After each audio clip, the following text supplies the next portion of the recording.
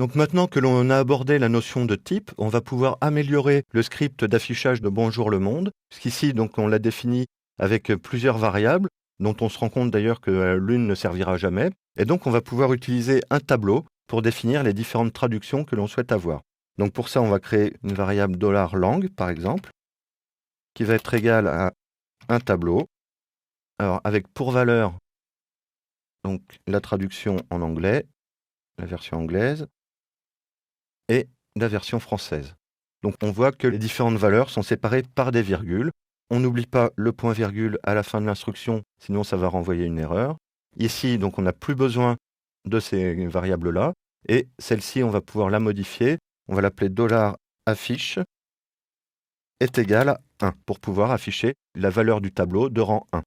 Et ici, donc on ne va plus afficher la variable dynamique, mais on va afficher la variable $lang au rang $affiche. Alors vous constatez que les rangs commencent à 0 dans la déclaration des tableaux en PHP. Et donc si on fait une sauvegarde et qu'on actualise la page du navigateur, on voit bien que ça m'affiche toujours Bonjour le monde.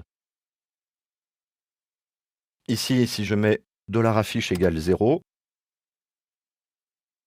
et que j'actualise, on passe bien à la version anglaise. Alors cette façon de fonctionner est tout à fait satisfaisante, mais on peut encore l'améliorer de façon à rendre plus explicite ce à quoi correspond chaque valeur du tableau. Donc pour ça, on peut associer une chaîne de caractères et lui affecter la valeur du tableau.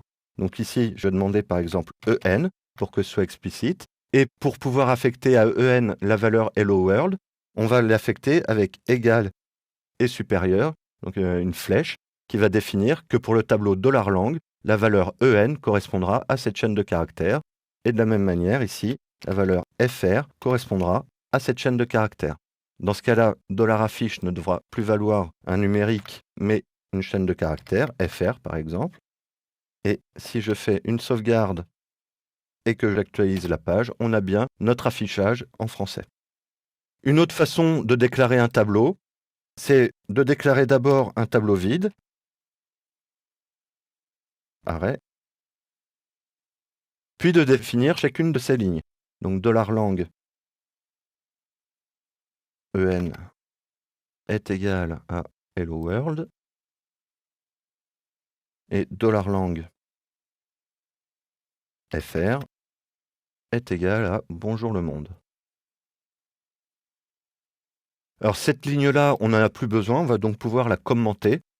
Donc pour commenter une ligne, on utilise 2 slash successifs, et on peut aussi créer des commentaires sur plusieurs lignes avec un slash, une étoile, et une étoile, un slash, et entre les deux, on peut écrire ce que l'on veut.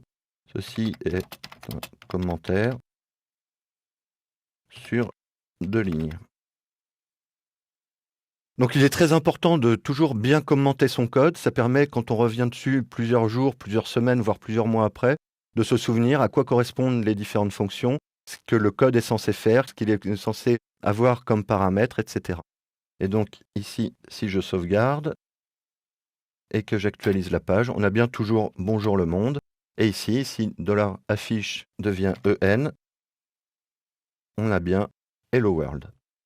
Alors on va reprendre la première notation, et on va constater que pour rendre plus lisible la déclaration de $lang, on va pouvoir indenter le code et faire des retours chariots pour pouvoir retrouver facilement les différentes valeurs, leurs différentes affectations, et rendre le code plus lisible.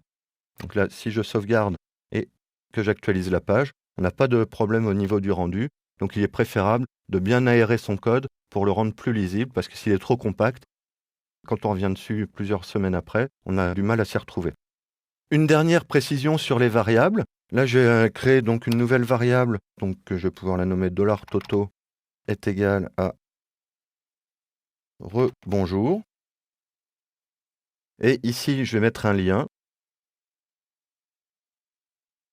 vers une page que j'appelle index2.php.